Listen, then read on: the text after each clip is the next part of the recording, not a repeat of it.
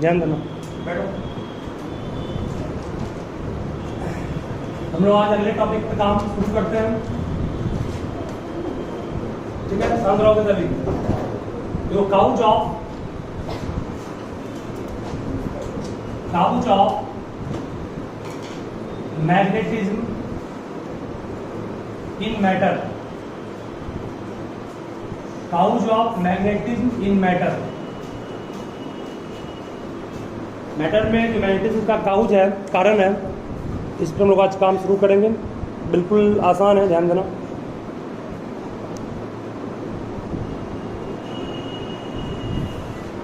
देख, कोई भी मैटर जो होता है, बोलिए आपको किस चीज से बना है।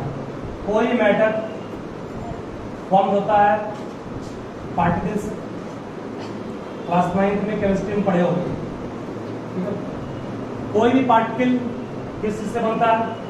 कोई भी पार्टिकल फॉर्म होता है एटम से या मॉलिक्यूल्स या फिर क्या, आयंस।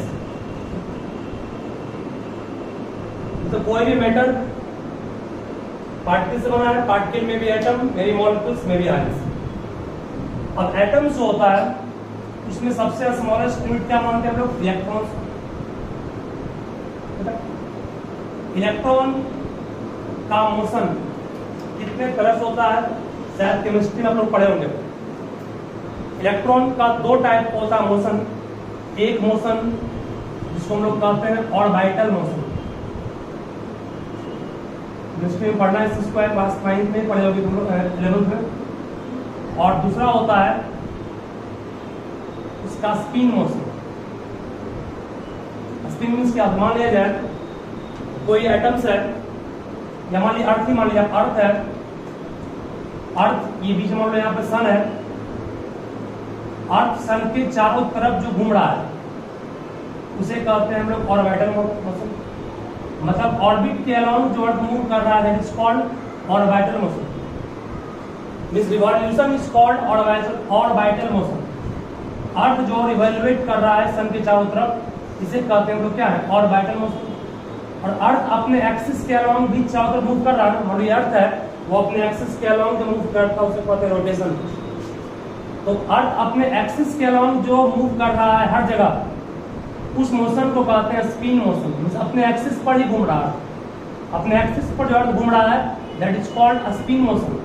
और सन के चारों तरफ जो ग्रेविटेशनल पुल के कारण मूव कर रहा है that is called what? Orbital motion. ये हम सन से तुलना कर रहे हैं किसका? इलेक्ट्रॉन को। ठीक है, इलेक्ट्रॉन नहीं, सन से, अर्थ से तुलना कर रहे हैं किस? इलेक्ट्रॉन का। मान लो कोई एटम्स है, उस एटम्स का ये न्यूक्लियस है। एटम्स के न्यूक्लियस में क्या है? पॉजिटिव चार्ज प्रोटॉन है, और कौन है? न्यूट्रॉन है। इलेक्ट्रॉन्स इसके चारों तरफ घूम रहा है। मान लो ये इलेक्ट्रॉन है जो इस एटम्स के चारों तरफ रिवॉल्यूट कर रहा है। इलेक्ट्रॉन भी अर्थ की तरफ चारों तरफ भी घूम रहा है, और अपने ही ऑर्बिट पे क्या कर रहा है? ये रोटेट भी कर रहा है। मतलब ये रिवॉल्यूट भी कर रहा है और रोटेट भी कर रहा है। तो रोटेट करने के कारण जो मोशन कहलाया उसका नाम स्पिन मोशन है। और जो मोशन इसके चारों तरफ मूव करने के कारण एक ऑर्बिट में कहलाया that is called orbital motion. मतलब चार्ज पार्टिकल मूव कर रहा है दो तरफ से। चार्ज पार्टिकल्स इस न्यूक्लियस के चारों तरफ भी घूम रहा है और अपने ऑर्बिट में घूम रहा है, अपने एक्सिस पर। तो इस टाइप के मोशन के कारण हम लोग कह सकते हैं कि जब कोई चार्ज पार्टिकल, पढ़े थे हम लोग इसके पिछले चैप्टर में भी, जब कोई charge particle like electron move करेगा किसी सर्कुलर पाथ पर, पाथ तो होगा सर्कुलर या इलिप्टिकल, इलिप्टिकल पाथ में मूव करता है। मान लो ये पाथ अगर इलिप्टिकल है, या इसको हम लोग कुछ पल के लिए मान लें सर्कुलर पाथ है, तो जब कोई भी पार्टिकल सर्कुलर पाथ पे मूव करता है, तो आप लोग पढ़े थे इसके पिछले चैप्टर में कि वो एक बन जाता है क्या? Current carrying conductor. नहीं मिल जाएगा। जब इलेक्ट्रॉन मूव कर रहा है, इलेक्ट्रॉन जब मूव कर रहा है तो किस चीज को फॉर्म करेगा वो? इलेक्ट्रॉन, पढ़े ना, charge by time is called current. Charge के रूप में इलेक्ट्रॉन काम कर रहा है। इलेक्ट्रॉन जब मूव करेगा तो किस चीज को फॉर्म करेगा वो? करंट। मतलब ये करंट कैरिंग लूप बन गया। इलेक्ट्रॉन इस तरह मूव कर रहा है तो करंट का फ्लो किधर होगा? इसका जस्ट उल्टा हो। इलेक्ट्रॉन के मूव करने के कारण ये करंट प्रोड्यूस किया और करंट के प्रोड्यूस होने के कारण इसको हम लोग कह सकते हैं करंट कैरिंग सर्कुलर लूप, नहीं कह सकते। और करंट कैरिंग सर्कुलर लूप जो होता है वो एक्ट करता है किस रूप में, एज ए मैग्नेट, पढ़े हो। और उस मैग्नेट का क्या होता है, मैग्नेटिक मोमेंट भी होता है, जिस मैग्नेटिक मोमेंट का फॉर्मूला पढ़े हो तुम लोग, capital M equals I into A, पढ़े हो कि नहीं। I करंट है, ए उसका एरिया वेक्टर है, M मैग्नेटिक मोमेंट, ठीक है। मतलब क्या बोले आपको हम कि इलेक्ट्रॉन मूव किया दो तरह से, हमने किस मोशन को टेकअप किया, जो मोशन आप इसके चारों तरफ मूव कर रहा है, मींस ऑर्बिट में मूव कर रहा है। उस इलेक्ट्रॉन के मोशन के कारण क्या प्रोड्यूस हुआ है, इलेक्ट्रॉन जब मूव करेगा तो करंट प्रोड्यूस होगा, क्योंकि flow of charge is called current पड़ेगा। जब करंट प्रोड्यूस होगा तो करंट कैरिंग कंडक्टर कहलाएगा ये। और करंट कैरिंग कंडक्टर किस रूप में एक्ट करता है, एज ए मैग्नेट। और ये मैग्नेट किस चीज को प्रोड्यूस करेगा, मैग्नेटिक मोमेंट को। उस मैग्नेटिक मोमेंट का फॉर्मूला हम लोग पहले पढ़ाए थे, M इक्वल्स क्या होता है, I इंटू ए। ये सर्कुलर लूप में होता है, लेकिन बार मैग्नेट में पढ़े हो मैग्नेटिक मोमेंट का फॉर्मूला क्या होता है, मैग्नेटिक मोमेंट फॉर्मूला पढ़े हो Q M into what, 2M। दोनों में अलग अलग होता है, हमको इससे मतलब है ना कि इससे, ठीक है। मतलब किसी भी मैटर में मैग्नेटिज्म मतलब मैग्नेट का जो प्रॉपर्टी है, मैटर बना है किससे, पार्टिकल से, पार्टिकल में एटम्स होगा, एटम्स में इलेक्ट्रॉन्स होगा, बिना इलेक्ट्रॉन एटम बनेगा ही नहीं। इसका मतलब कर सकते हैं कोई भी मैटर जो होता है उसमें मैग्नेटिज्म का गुण शुरुआत की अवस्था में रहता है, ठीक है। मान लो मैटर एक लोहा का टुकड़ा भी है, एक एल्यूमिनियम का टुकड़ा भी मैटर है, क्या उसको हम लोग मैग्नेट कर देते हैं, क्या नहीं करते, क्यों नहीं करते हैं, उस सवाल इसके बाद आएगा। लेकिन फिलहाल हम लोग अभी ये जान रहे हैं कि कोई भी मैटर के अंदर एटम्स है और एटम्स में इलेक्ट्रॉन्स रैंडमली मूव करते रहता है, ठीक है। रैंडमली मूव करता पढ़े हो, क्लास 9 में पढ़े भी होंगे कि कोई भी मैटर के जो पार्टिकल्स होते हैं वो रैंडम मोशन जहां तहां करते रहते हैं, ठीक है। तो मतलब ये सीखा तुमने कि कोई भी मैटर में मैग्नेटिज्म काउज कैसे हुआ, मैग्नेटिज्म काउज होने का मतलब मैग्नेटिक मोमेंट काउज कैसे हुआ, ठीक है। तो लिखोगे सबसे पहले इसको निकालते हैं अच्छे से।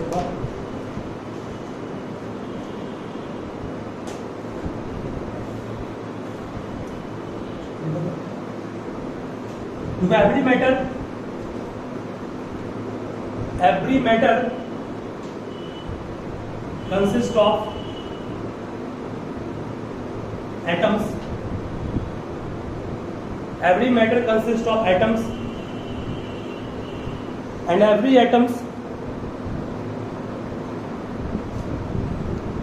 consists of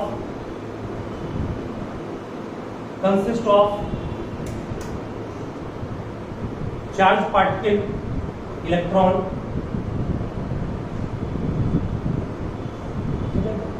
charged particle, electron. These electrons do two types of motion. These electrons do two types of motion. First है ऑर्बिटल मोशन और दूसरा है स्पिन मोशन। ऑर्बिटल का मतलब हो गया ब्रैकेट में रिवॉल्यूशन कर दोगे और स्पिन मोशन में कर दोगे रोटेशन। स्पिन मोशन में करोगे रोटेशन, ठीक है। और एक तीसरा टाइप का भी काउच है, जिस कारण से कोई भी मैटर में मैग्नेटिज्म की काउच को कर सकते बोल होता है। एक तो ये हो गया, एक ये। इसको एक्सप्लेन कैसे किया, समझ आ गया ना। इसको एक्सप्लेन कैसे किया, आपको मैंने कहा कि अगर कोई इसका बगल में एक फिगर भी ड्रॉ कर लोगे ध्यान से। मान लो कोई एटम्स का न्यूक्लियस में प्रोटॉन और न्यूट्रॉन, इसमें चार्ज पार्टिकल्स इलेक्ट्रॉन सपोज करो मूव कर रहा है इसके चारों तरफ। जब इलेक्ट्रॉन इस तरह मूव कर रहा है तो करंट का प्रोडक्शन इसके जस्ट अपोजिट होगा। इलेक्ट्रॉन का मूवमेंट किस चीज को प्रोड्यूस किया, इलेक्ट्रॉन का मूवमेंट करंट को प्रोड्यूस किया। और ये करंट कैरिंग क्या बन गया, अब ये बन गया करंट कैरिंग सर्कुलर लूप। और current carrying circular loop act करेगा कैसे, एज ए मैग्नेट के रूप में। और वो मैग्नेट क्या प्रोड्यूस करेगा, वो मैग्नेट प्रोड्यूस करेगा मैग्नेटिक मोमेंट। और मैग्नेटिक मोमेंट का जो यहाँ फॉर्मूला होगा वो क्या होगा, मैग्नेटिक मोमेंट का फॉर्मूला होगा I इंटू एरिया। ठीक है, इसको इस तरह सीक्वेंस बना नोट कर लोगे और ऑर्बिटल मोशन में ये सीक्वेंस बना के नोट कर लोगे।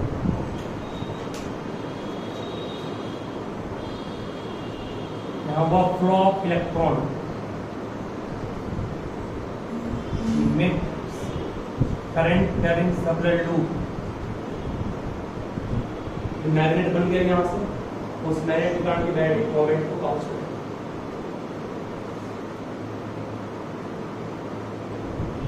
ठीक है,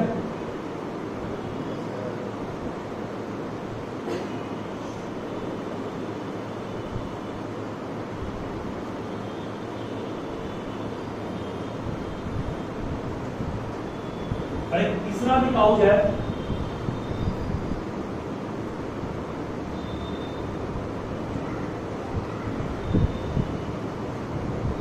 फर्स्ट में भी ऐसे वो सेकेंड भी है, तीसरा काउच भी है। तीसरा काउच है मोशन ऑफ न्यूक्लियस। न्यूक्लियस भी मूव कर रहा होगा, तो फिर कैसे, देखिए ध्यान तो क्या बोल रहा हूं, कोई भी एटम्स होता है, मान लो एटम्स का एक छोटा सा टुकड़ा लिया, मान लो एलिमेंट में टुकड़ा है, कोई भी एटम चाहे वो सॉलिड का हो या लिक्विड का हो या गैस का हो, आप पढ़े हैं कि सबसे ज्यादा रैंडम मोशन किसमें होता है, गैस में, उससे कम लिक्विड में, सबसे कम सॉलिड। जितना भी मैटर है वो या तो वो लिक्विड होगा या सॉलिड या गैस होगा। उसके जो पार्टिकल्स होंगे, मतलब ये आइटम्स मान लो, एक आइटम, दूसरा आइटम, तीसरा आइटम, इस तरह मान लो हम 6 आइटम दिखा दिए। इनके न्यूक्लियस, सबके न्यूक्लियस भी, न्यूक्लियस के अंदर क्या है, इलेक्ट्रॉन, न्यूक्लियस के अंदर क्या है, प्रोटॉन और न्यूट्रॉन। जब एटम्स की रैंडम मोशन कर रहा है, एटम्स के अंदर न्यूक्लियस है, उसके अंदर चार्ज पार्टिकल है ना, चार्ज पार्टिकल कौन है, पॉजिटिव चार्ज पार्टिकल्स। जब एटम्स के अंदर चार्ज पार्टिकल्स है न्यूक्लियस में, तो न्यूक्लियस भी तो मूव कर रहा हो, एटम ही पूरा मूव कर रहा है जहां तहां, तो ये न्यूक्लियस भी जहां तहां मूव कर रहा हो। जब न्यूक्लियस मूव कर रहा होगा तो मतलब पॉजिटिव पार्टिकल्स जो इसके अंदर है वो मूव कर रहा होगा। पॉजिटिव पार्टिकल भी तो चार्ज है, और इस चार्ज के कारण भी तो करंट प्रोड्यूस कुछ होगा, और इस करंट के कारण क्या प्रोड्यूस होगा, मैग्नेटिक फील्ड। क्योंकि आप जानते हैं करंट करेंट जो आपका कंडक्टर होता है वो एक मैग्नेटिज्म में बिहेव करता है। मतलब कि हम लोग कह सकते हैं ये भी रेस्पॉन्सिबल है मैग्नेटिज्म को काउच करने के। क्या मैग्नेटिज्म को काउच करने ये भी रेस्पॉन्सिबल है, ये भी है, ये भी है, बट इन तीनों में सबसे ज्यादा कंट्रीब्यूशन जो मैग्नेटिज्म का होता है वो तुम लोग सोच कर किसके कारण होता होगा, सबसे अधिक मैग्नेटिज्म का काउच इन तीनों में किसके कारण होता होगा। ये तो बहुत रैंडम होकर बहुत कम करेगा, ये बहुत कम करेगा, ये भी कम ही होगा। सबसे तेजी मूव करेगा कहां पर, चारों तरफ, मतलब कि सबसे ज्यादा मोशन, मतलब मोस्ट ऑफ द, हम लोग कह सकते हैं प्रैक्टिस ऑफ मैग्नेटिज्म या most of the couch of magnetism का ज्यादा रहेगा।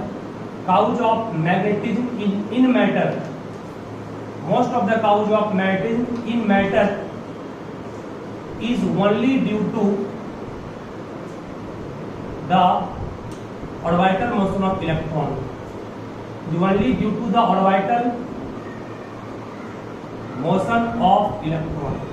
इलेक्ट्रॉन के ऑर्बिटल मोशन के कारण ही मेनली हम लोग कह सकते हैं मैग्नेटिज्म का काउच क्रिएट होता है।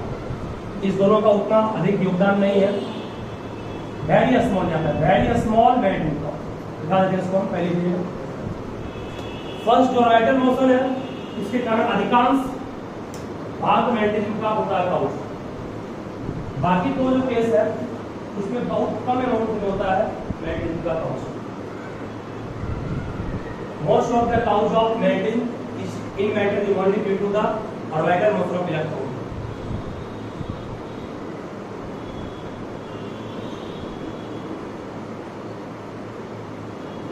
हो गया?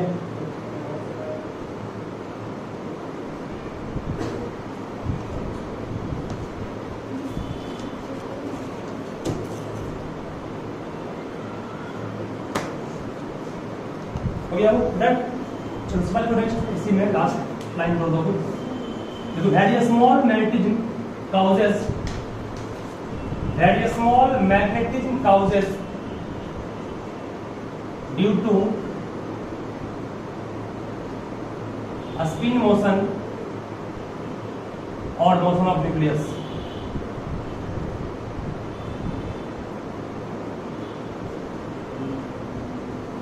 Very small magnetism causes due to a spin motion. Spin means rotation हो गया इलेक्ट्रॉन्स का। Very small magnetism causes due to a spin motion or motion of nucleus, बहुत कम होता है। ठीक है,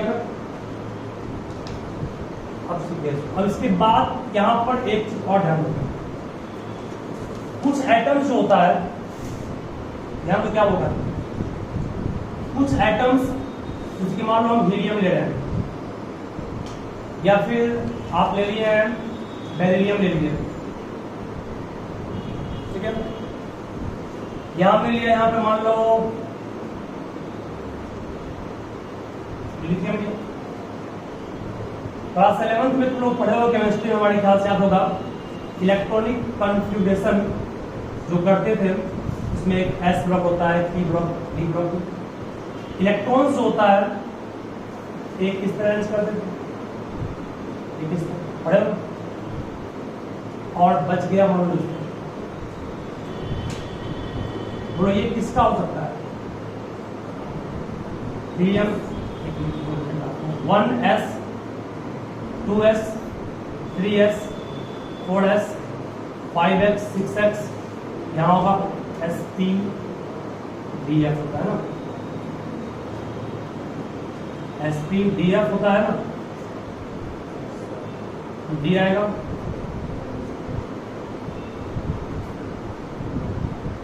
एफ आएगा।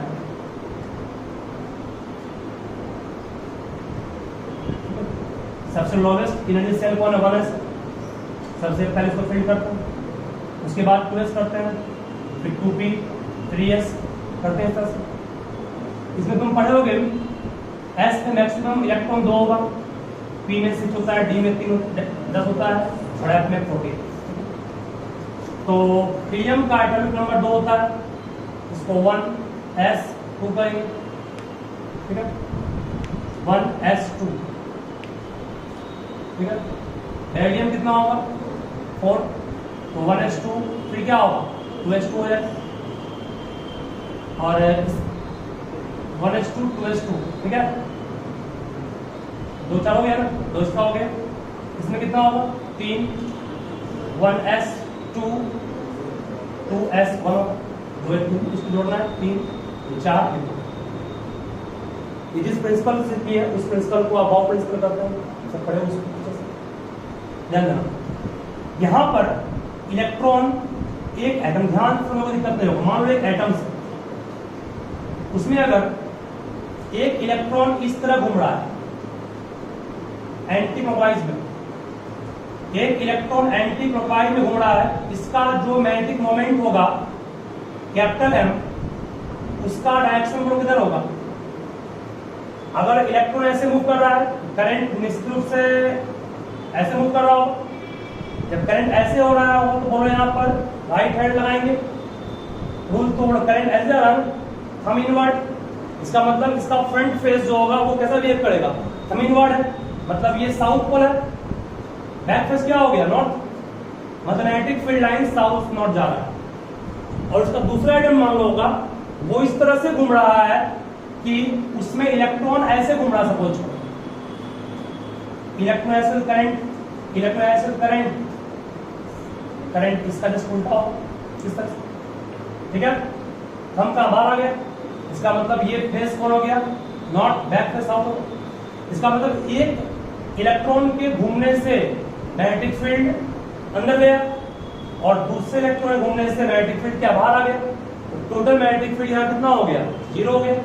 इसका मतलब कि अगर किसी एटम्स में, एग्जांपल लिए कि हर एटम नहीं होगा, अगर किसी एटम्स में इलेक्ट्रॉन का पेयर्ड हो गया, पेयर्ड मतलब ये पेयर हो गया मान लो किसमें, हीलियम वाले में नहीं हो गया पेयर्ड, दोनों एक दूसरे का अपोजिट है, एक इलेक्ट्रॉन का डायरेक्शन इधर है, दूसरे का डायरेक्शन जस्ट उल्टा। जब कोई इलेक्ट्रॉन के पेयर मतलब कि पेयर्ड हो गए, पेयर्ड मतलब कि एक जुड़ा बन गया जिसमें एक दूसरे का उल्टा है, एक में एरो ऊपर है दूसरे में नीचे है, यहाँ पर नेट मैग्नेटिक मोमेंट कितना हो जाएगा? अगर नेट मैग्नेटिक मोमेंट 0 हो जाता है तो हम लोग कहेंगे वैसा एटम्स जो होगा वो मैग्नेटिज्म को काउज करेगा, नहीं करेगा। वैसा मैटर जिसमें कि एक इलेक्ट्रॉन का पेयर, मतलब एक इलेक्ट्रॉन दूसरे इलेक्ट्रॉन से जस्ट अपोजिट डायरेक्शन में इस तरह मूव कर रहा है कि दोनों के द्वारा टोटल मैग्नेटिज्म 0 काउज हो रहा है, तो उस टाइप के हम लोग मैटर को कहते हैं डायमैग्नेटिज्म। इसे कहते हैं डायमैग्नेटिज्म, ठीक है। तो डायमैग्नेटिक होने की संभावना कहाँ कहाँ है? एक यहाँ है, एक यहाँ। मतलब एक ऐसा पेयर बनेगा जिसमें एक दूसरे का उल्टा होगा, दोनों आपस में कट के खत्म हो जाएगा। एक के कारण वो साउथ से नॉर्थ जा रहा है, इलेक्ट्रॉन से फ्लो किया, करंट इसका जस्ट उल्टा होगा ना, करंट उल्टा होगा। थंब को हम लोग करेंगे ऐसे, करंट उल्टा है ना, करंट उल्टा है, थंब ऐसे किए, थंब कट से किए, करंट की दिशा में कट होता है, हमें बढ़ गए, साउथ पोल बैक पर हो गया, और इलेक्ट्रॉन इसकी जस्ट उल्टा मूव कर रहा है, इलेक्ट्रॉन ऐसे मूव कर रहा था, यहाँ ऐसे मूव करंट उल्टा हो गया, हम बाहर आए नॉर्थ पोल, मतलब एक मैग्नेटिक फील्ड इन जा रहा है, एक बाहर निकल रहा है, तो टोटल मैग्नेटिक फील्ड जो एटम्स के अंदर है वो 0 हो जाएगा। इसका मतलब है टोटल मैग्नेटिक फील्ड 0 है तो नेट मैग्नेटिक मोमेंट 0 हो जाएगा, और जब नेट मैग्नेटिक मोमेंट 0 होगा मतलब हम लोग कह सकते हैं ये मैग्नेटिज्म के रूप में बिहेव नहीं करेगा। तो वैसे मैटर को हम लोग कहते हैं क्या? डायमैग्नेटिज्म, जिसको हम लोग बहुत अच्छे से पढ़ाएंगे भी, बस एक टॉपिक शॉर्ट बना देंगे इसका, ठीक है। और अगर किसी में नेट मैग्नेटिक फील्ड 0 नहीं हो रहा है, मतलब मान लो किसी एटम में नेट मैग्नेटिक फील्ड या नेट मैग्नेटिक मोमेंट तुम कह सकते हो वो 0 नहीं हो रहा है, तो वो दोनों आपका जो एटम्स है वो या तो बन सकता है फेरोमैग्नेटिज्म, इसका नाम शायद तुम सुने होंगे, और एक होता है पारामैग्नेटिज्म, केमिस्ट्री में भी पढ़ना है इसको। एक होता है फेरोमैग्नेटिज्म, एक होता है पारामैग्नेटिज्म, ठीक है। और आगे पढ़िएगा, सबसे ज्यादा मैग्नेटाइज करने का जो गुण होता है वो किसमें होता है? फेरोमैग्नेटिज्म होता है। आगे पढ़ाएंगे इसको अच्छे से, बस फिलहाल तक सीख गए तुम लोग ये 3 टाइप के मोशन में, इस दोनों मोशन के द्वारा लगभग नहीं के बराबर मैग्नेटिज्म काउज होता है। मैग्नेटिज्म काउज मेनली किस कारण होगा? ऑर्बिटल मोशन के कारण होगा। ऑर्बिटल मोशन के कारण कैसे होता है तो आपको हम फिगर तो सिखाए थे वहाँ, ठीक है। उसके बाद फिर कहा मैंने कुछ ऐसे एटम्स होते हैं जिनमें कि इलेक्ट्रॉन्स का पेयर्ड बन जाता है। जब पेयर्ड हो गया तो वो संभावना किसका है? डायमैग्नेटिज्म। हर जगह नहीं, कहीं कहीं नहीं होता, ठीक है, वो एक्सेप्शन में आएगा। और जब पेयर्ड नहीं हुआ मतलब अनपेयर्ड रह गया, अनपेयर्ड इलेक्ट्रॉन जो होगा वो आपका या तो फेरोमैग्नेटिज्म काउज करेगा या पैरामैग्नेटिज्म, ठीक है। और यहाँ पेयर्ड हो गया, ये इसी में आएगा ना, ये इसी में आएगा, मतलब ये दोनों सिर्फ इसके लिखाया है, इसको क्या देते हैं, ये दोनों सिर्फ मतलब ये सिर्फ इसके लिए आया है और ये दोनों टॉपिक सिर्फ इसके लिए आया है, हाइड्रोजन हीलियम लिथियम, ठीक है। जहां पेयर हो गया उसको हम मिले अनपेयर्ड, जिसका पेयर नहीं हुआ, ठीक है, याद रहेगा, लिखोगे इसको।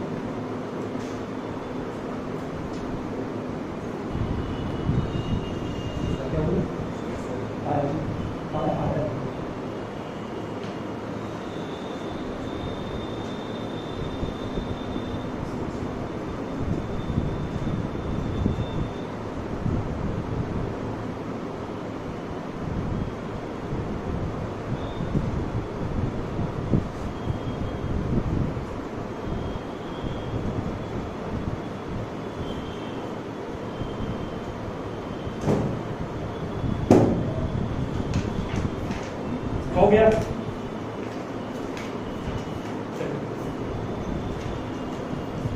तो मैटर में मैग्नेटिज्म का काउज कैसे होता है उसको हम सिखाए।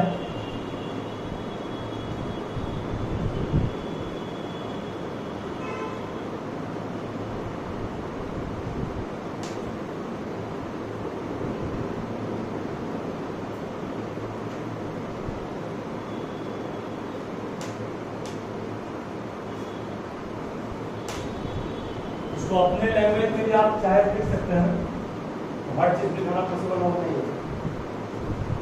जो कुछ भी हम बोले यहाँ पर इसको अपने भाषा में आप लोग कन्वर्ट कर देख सकते हैं। डायमैग्नेटिज्म क्या होता है? जहां पर पेयर्ड इलेक्ट्रॉन मिल जाएगा और दोनों पेयर्ड में इलेक्ट्रॉन एक दूसरे के अपोजिट मूव करेगा तो डायमैग्नेटिज्म का यूज करेगा। और उस मैटर को डायमैग्नेटिज्म कहेंगे। और जिस मैटर में एक इलेक्ट्रॉन पेयर बच जाए उसे कहते हैं वो क्या? फेरोमैग्नेटिज्म या पैरामैग्नेटिज्म। ये तीन टॉपिक जो हम लिखा है, तीन टर्म, ये तीनों को आपको विस्तार में पढ़ना भी है इस चैप्टर में।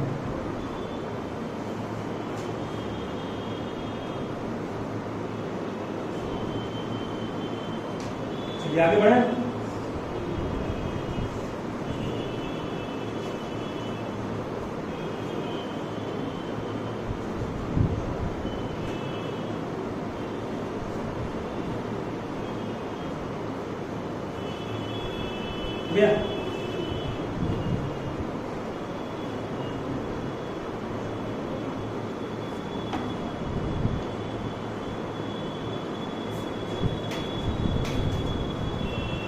ओके सबका, चलो आगे। सम इम्पोर्टेंट टर्म्स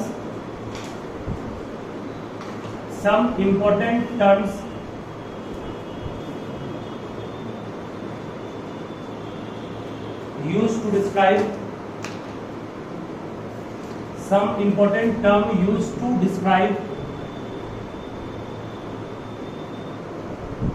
magnetic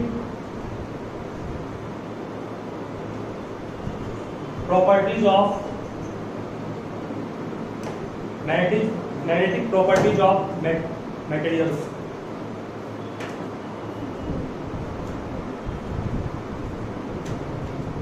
ठीक है, some important terms used to describe magnetic properties of material। चलिए ध्यान दीजिएगा। सबसे फर्स्ट टर्म जो हम डिस्कस करेंगे वो है मैग्नेटाइजिंग फील्ड। क्या होता है मैग्नेटाइजिंग फील्ड? ठीक है, उसके बाद डिस्कस करेंगे मैग्नेटाइजिंग फील्ड इंटेंसिटी।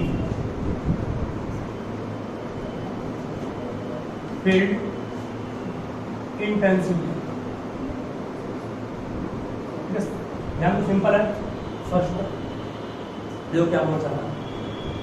मान लिया जाए अगर हम लोग क्लास 12 की बात करें तो आप पढ़े थे एक मैग्नेट है, ये मानो नॉर्थ पोल है, साउथ पोल। इसने जो फील्ड प्रोड्यूस किया, इसके फील्ड को क्या कहते थे? इसके फील्ड को हम लोग कहे थे मैग्नेटिक फील्ड। मैग्नेटिक फील्ड और इसके फील्ड के स्ट्रेंथ को जो मापते थे B = मीटर, वो था मैग्नेटिक फील्ड इंटेंसिटी। वहां मैग्नेटिक फील्ड इंटेंसिटी था, वहां मैग्नेटिक फील्ड था, बट यहाँ क्या आ गया? Magnetising field. ठीक है, वहां पर था मैग्नेटिक फील्ड इंटेंसिटी, यहाँ क्या आ गया? Magnetising field intensity. दोनों में क्या अंतर है? जैसे कि मान लिया जाए तुमने किसी भी मटेरियल को, मान लो कि लोहा का टुकड़ा है या कोबाल्ट है, कोबाल्ट या निकेल या आयरन, हम सब जानते हैं ये तीनों जो है मैग्नेटिक सब्सटेंस है। ये तीनों क्या है? मैग्नेटिक सब्सटेंस है। हमने किसी मैग्नेटिक फील्ड में इसको छोड़ दिया, मतलब मान लो एक लोहे के टुकड़े को, मतलब एक मान लो सोनाइड ही है, लोहा का बना हुआ। ठीक है, ये सोनाइड लोहा बना हुआ है, इसमें इसको मैग्नेटिक फील्ड में छोड़ दिया मैंने। मैग्नेटिक फील्ड में छोड़ दिया मतलब मान लिया जाए इस सोनाइड से करंट पास किए, इसी सोनाइड से करंट पास किए, क्या इसके चारों तरफ मैग्नेटिक फील्ड बनेगा कि नहीं बनेगा? बनेगा, पढ़ाया पहले भी आपको। तो इसके चारों तरफ जो मैग्नेटिक फील्ड बनेगा, फील्ड बन गया। इसने जो मैग्नेटिक फील्ड प्रोड्यूस किया अभी, वो मैग्नेटाइजिंग फील्ड नहीं कराया, वो सिर्फ मैग्नेटिक फील्ड कराया, जिसका फॉर्मूला आप लोग पढ़े थे μ0 पढ़े हम लोग, पढ़े उससे। लेकिन मैग्नेटाइजिंग फील्ड का मतलब क्या होगा? तुमने करंट को ऑफ कर दिया, इसका करंट ऑफ कर दिया, उसके बाद भी सोनोइड देखो ये कुछ देर तक मैग्नेटिज्म का बिहेवियर अपने आप में रखता है। इस बिहेवियर जिसको कि वो रखा, करंट को ऑफ करने के बाद भी, उसे कहते हैं क्या, मैग्नेटाइजिंग फील्ड। मतलब एक ऐसा फील्ड जो किसी मटेरियल को क्या कर दे, मैग्नेटाइज कर दे, मतलब उसमें मैग्नेटिक का गुण ला दे, उसी को कहते हैं मैग्नेटाइजिंग फील्ड। ठीक है, तो लिखोगे इसको, मैग्नेटाइजिंग फील्ड क्या होता है, डिफाइन इसको। The magnetic field, the magnetic field that exists in vacuum, the magnetic field that exists in vacuum and induces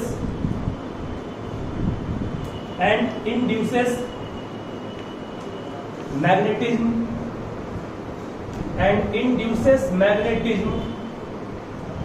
is called magnetizing field।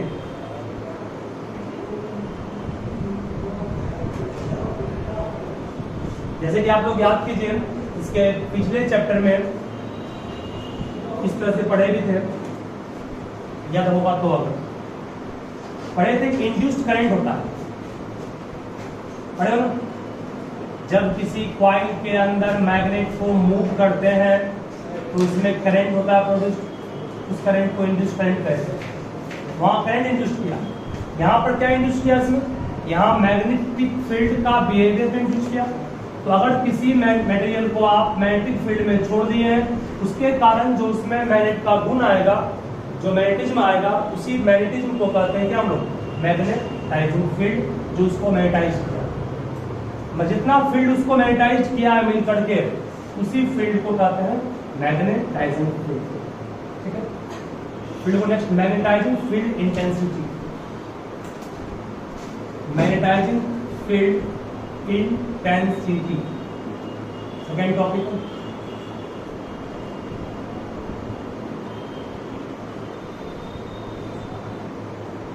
देखो, the ability of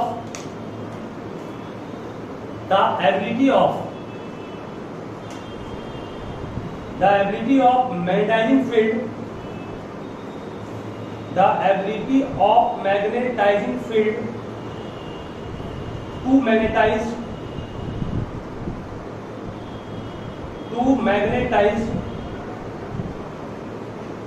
a material medium,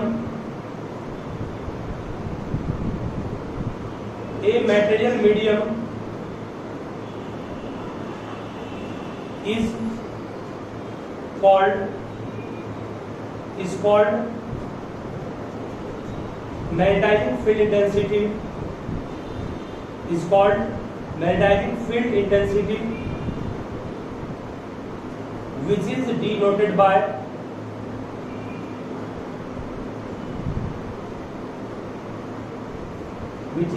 by H vector, capital H ऊपर arrow button. समझो क्या मतलब इसका,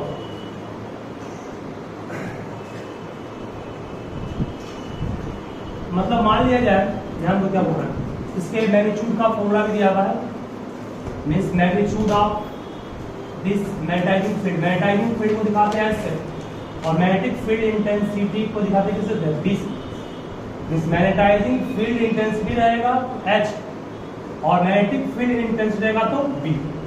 इसका magnitude ये हो गया, इसका मैग्नीट्यूड ये होगा। तो कहता है कि मैग्नेटाइजिंग फील्ड इंटेंसिटी का मैग्नीट्यूड, तो हम लोग सिर्फ ऐसे कर सकते हैं, पढ़े हो, किसी वेलोसिटी का अगर निकालना है मैग्नीट्यूड, तो उसको सिर्फ ऐसे भी लिख सकते हैं, इतना कितना कर दिया। तो मैग्नेटाइजिंग फील्ड इंटेंसिटी का फॉर्मूला होता है NI, मतलब number of turn,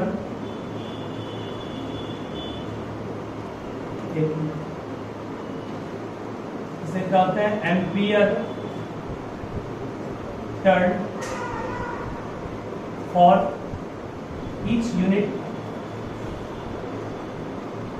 length of solenoid. क्या मतलब इसका, हम लोग मान लो सोलेनॉइड जा रही है, सोनोमाइड के अभी लेंथ स्केल है, लेंथ स्केल है, यूनिट लेंथ मतलब क्या, एक मान लो अगर लेंथ 1 cm लिए, 1 cm लेंथ मान लो यहाँ से यहाँ तक मान लो सपोज करो 1 cm लेंथ, टर्न कितना आया, मान लो यहाँ 1 2 3 टर्न या इनपुट कर देंगे, और जितना करंट इसने बाउंड किया करंट का अमाउंट, ठीक है, दोनों गुना करेंगे, जो आएगा उसे कहते हैं कि हम लोग मैग्नेटिक फील्ड इंटेंसिटी का मैग्नीट्यूड करेंगे, ठीक है।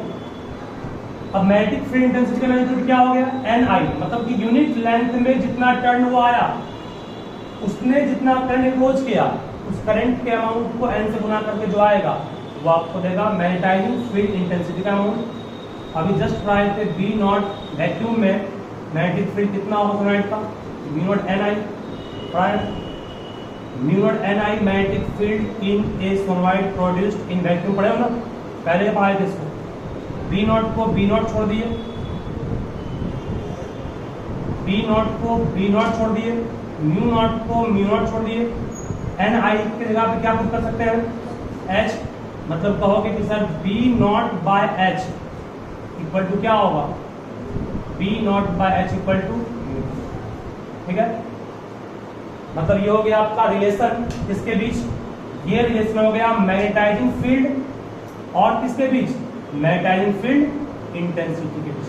तो मैग्नेटाइजिंग फील्ड ये था, मतलब कि सोनोइड में करंट पास किए तो जो मैग्नेटिक फील्ड प्रोड्यूस किया वैक्यूम में, जिसमें उसको छोड़ दिए हम लोग सोनोइड को रख दिए, उस फील्ड को कहते हैं मैग्नेटाइजिंग फील्ड।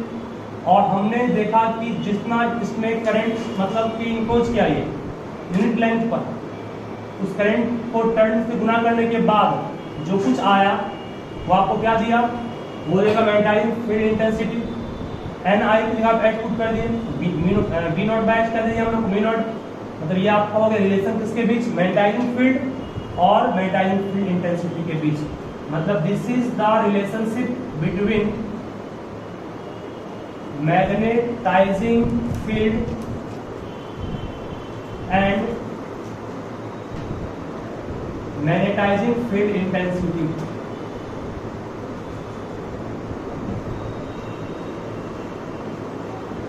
इंपॉर्टेंट चीज H है, H को Ni कहेंगे, N नंबर ऑफ टर्न हो गया, I करंट हो गया, इस पूरे को एम्पियर टर्न कहते हैं।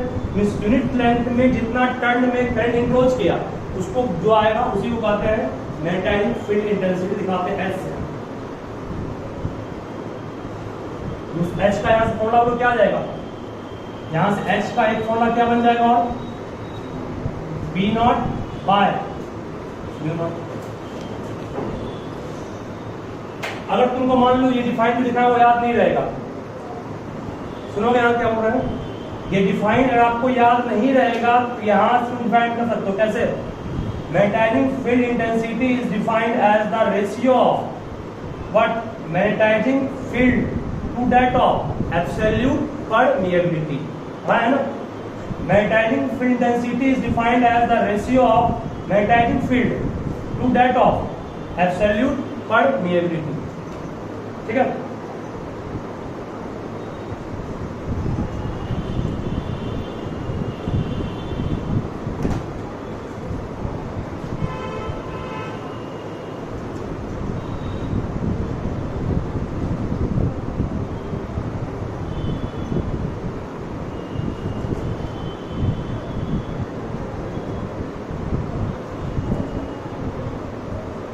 इसका SI यूनिट करोगे, SI unit SI unit is ampere per metre, ampere per metre. तो इसका SI यूनिट कहाँ से निकाले, यहाँ से निकाले कि यहाँ से निकाले, यहाँ से निकाले, I मीन्स एम्पियर हो गया, पर यूनिट लेंथ है ना, बाय मीटर हो गया ना, करंट एम्पियर हो गया, पर यूनिट लेंथ मतलब मीटर हो गया, ऊपर क्या हो गया माइनस,